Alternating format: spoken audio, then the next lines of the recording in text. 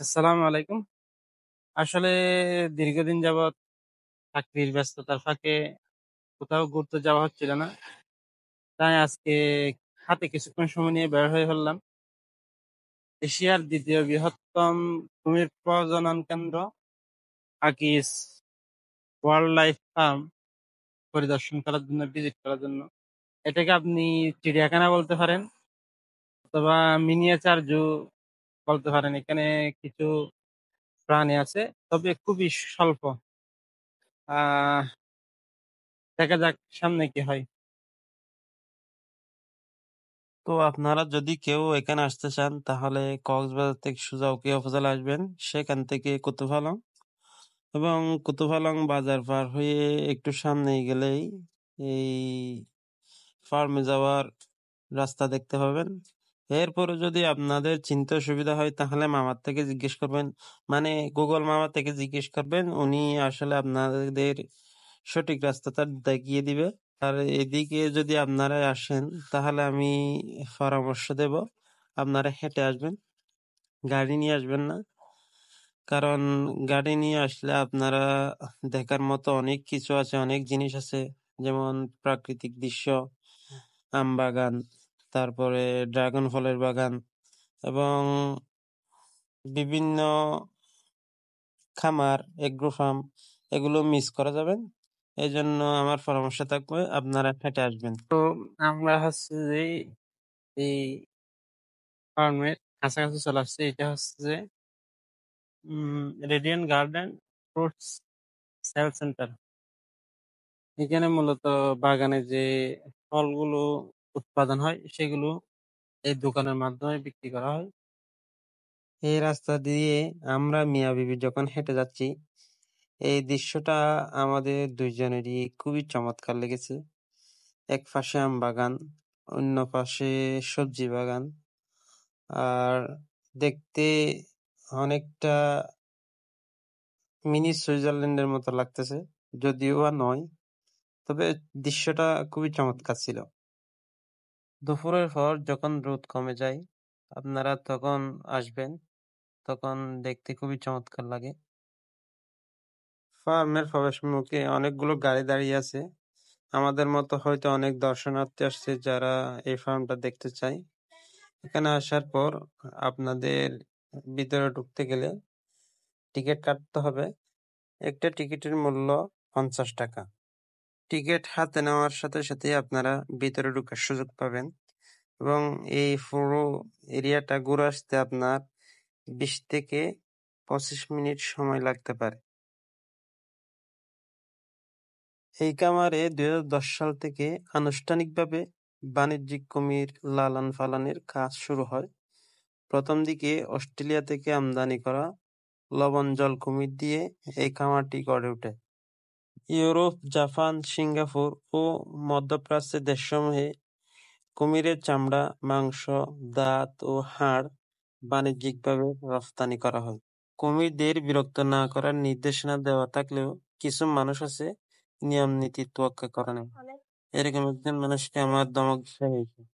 এ ভাই,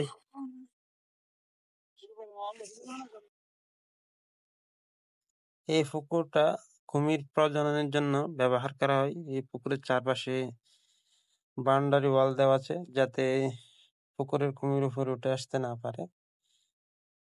এতজন দর্শনার্থীদের ভিড়ে আমার পরিচিত একটা মুখ নাই। যে একটা মুখ আছে সেটাও সুন্দর করে দেখা যাচ্ছে না।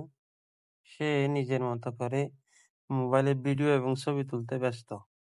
কুমির খুবই প্রাচীন প্রাণী। এদের পূর্বপুরুষরা ডাইনোসরের যুগ থেকে বেঁচে আছে। এই খামারে কতগুলো কুমির আছে সেটা সম্পর্কে সঠিক তথ্য জানা নাই, তবে এখানের কুমিরগুলোকে বয়সভেদে আলাদা পুকুর ও ঘেরে রাখা হয়।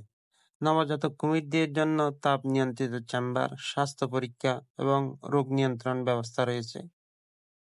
শুরুতে বলেছিলাম এটা ছোট চিড়িয়াখানা, এখানে দেখার মতো কিছু প্রাণী এবং পাখি রয়েছে, আর ছবি তোলার জন্য কিছু সুন্দর স্পট রয়েছে, বিশ্রামের জায়গা রয়েছে। আপনারা আসলে এখানে ছবি তুলতে পারেন, বিশ্রাম নিতে পারেন। আর এগুলো হচ্ছে ইমু পাখি। ইমু পাখি অত্যন্ত দ্রুত দৌড়াতে পারে। এদের সর্বোচ্চ গতি ঘন্টায় 50 কিলোমিটার। আরেকটা মজার বিষয় হলো ডিম ফাড়ার পর পুরুষ ইমু ডিমের তা দিয়ে বাচ্চা ফোটায়। ইমু পাখির মাংস, চামড়া, তেল খুবই দামি। এগুলো চিকিৎসা এবং প্রসাধনীতে ব্যবহার হয়। এখানে আসলে আপনি মোরগ দেখতে পাবেন, লাতাকুড়া দেখতে পাবেন, লাতাকুড়া এবং কৈরি করার সংসার দেখতে পাবেন। আর আমাদের বাসায় খৈতর বলে, আপনাদের দিকে কবুতর বলতে পারে, পায়রা বলতে পারে, সেগুলো দেখতে পারেন। এই পাখিগুলোর নাম আমি জানি না। যদি আপনারা জেনে থাকেন কমেন্ট সেকশনে জানাবেন এই পাখিগুলোর নাম কি। আমরা প্রায় সময় বলে থাকি, গুগু দেখেছ? গুগুর ফাঁদ দেখনি? এগুলো হচ্ছে সেই গুগু। তবে আমি এখনো বুঝি না ফাঁদটা কার জন্য, গুগুর জন্য নাকি মানুষের জন্য। এগুলো হচ্ছে যে বাংলাদেশ ক্রিকেট দলে প্লেয়ারদের জাতীয় খাবার, খুবই পছন্দের খাবার। ডাক, এখানে অনেক ধরনের ডাক আছে, গোল্ডেন ডাক, সিলভার ডাক, হরেক রকমের ডাক, যেগুলো আবার বাংলাদেশের প্লেয়ারদের খুবই পছন্দের খাবার। আর এটা হচ্ছে যে টার্কি মুরগি। এই মুরগির মাংস নাকি অনেক স্বাদ হয়ে থাকে। এটা সাধারণত আমেরিকার, তবে বাংলাদেশে পাওয়া যায়। পুরো খামারে সম্ভবত এই জায়গাটাতেই ছোট বাচ্চারা খুবই ভালো সময় কাটায়। ঘাস এবং শাক জাতীয় খাবার দিয়ে বাচ্চারা এদের সাথে খুব ভালো সময় কাটায়। লবণজল কুমিরের প্রজাতি পৃথিবীর সবচেয়ে বড় এবং ভয়ঙ্কর কুমিরের প্রজাতি। এরা মিঠা পানিতে বেঁচে থাকতে পারে, তবে সমুদ্র পাড়ি দেওয়ার ক্ষমতার জন্য এদেরকে লবণজল কুমির বলা হয়। এগুলো সাধারণত নদী, মোহনা, ম্যানগ্রোভ বন এবং উপকূলীয় সাগরে থাকে।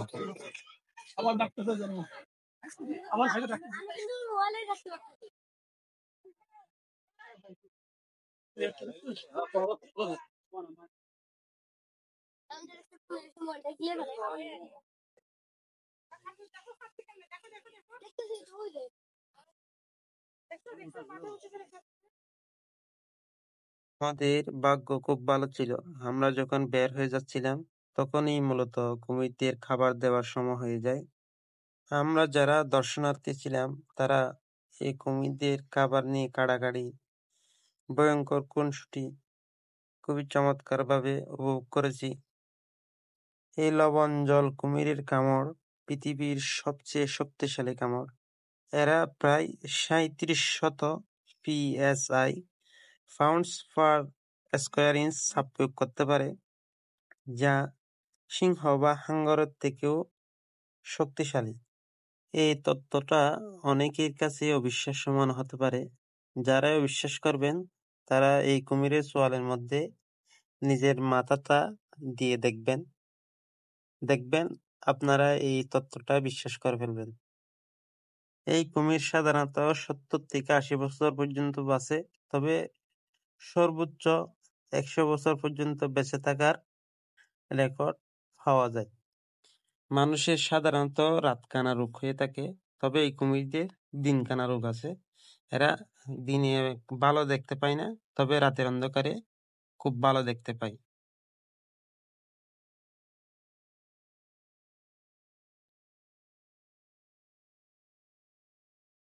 সন্ধ্যা ঘনিয়ে আসছে, এবার বাড়ি ফেরার পালা। এই খামারে মানুষ মূলত আসে কুমির দেখার জন্য। দেখার মতো জিনিস আছে এবং নিরিবিলি সুন্দর একটা পরিবেশ আছে। দেখেন, দূর দূরান্তে কেউ নাই। পিছনে যেটা দেখা যাচ্ছে এটা আমার বউ। কেউ নাই বলতে ও আর আমি ছাড়া কেউ নাই। এবং দেখেন কি চমৎকার পরিবেশ, কোনো ধরনের হইচই নেই। সপরিবারে দল বেঁধে এসে এখানে এক কাপ চা অবশ্যই খাওয়া যায়। আর এখানেই শেষ করছি। অবশ্যই আপনারা নিজের পরিবার সহ এখানে ঘুরতে আসবেন। আসসালামু আলাইকুম।